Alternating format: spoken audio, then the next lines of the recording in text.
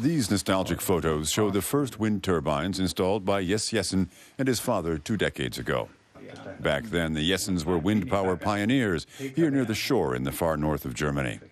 The technology has advanced tremendously since then.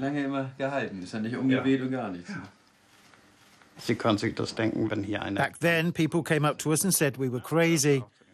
No one believed this could possibly work. But it did work. Together with other residents of Galmsbüll in northern Germany, the Jessens now own 18 wind turbines. Wind-generated energy is no longer the domain of green-minded idealists.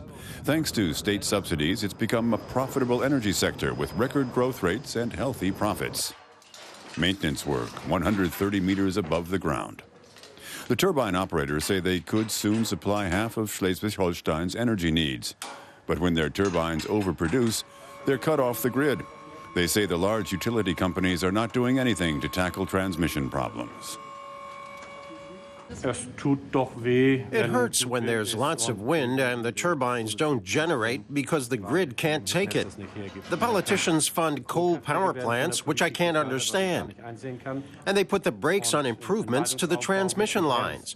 Why don't they take the money they're sinking in coal-fueled power stations and use it for the grid?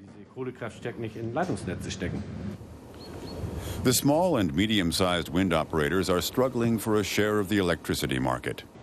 But the machines that have made them so successful have angered some residents. Like the Senftlebens.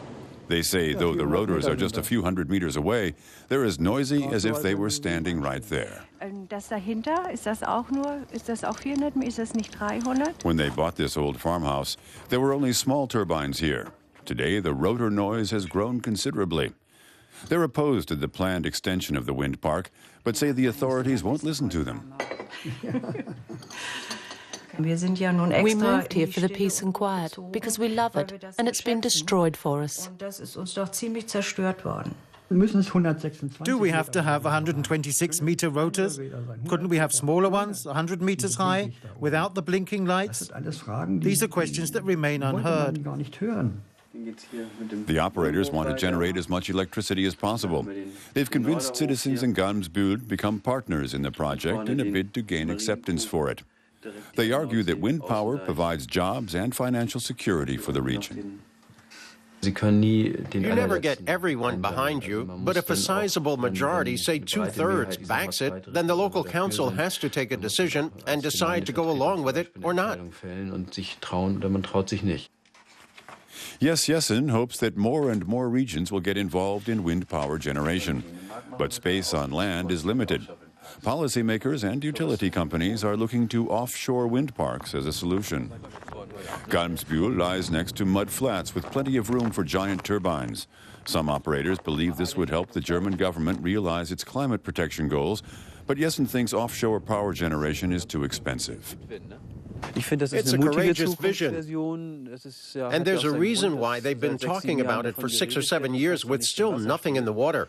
In the North Sea, there's lots of technical questions that haven't been solved yet. How to install them in the North Sea, the whole offshore technology, how to anchor them, the cables, how to service them in the waves, all that hasn't been solved.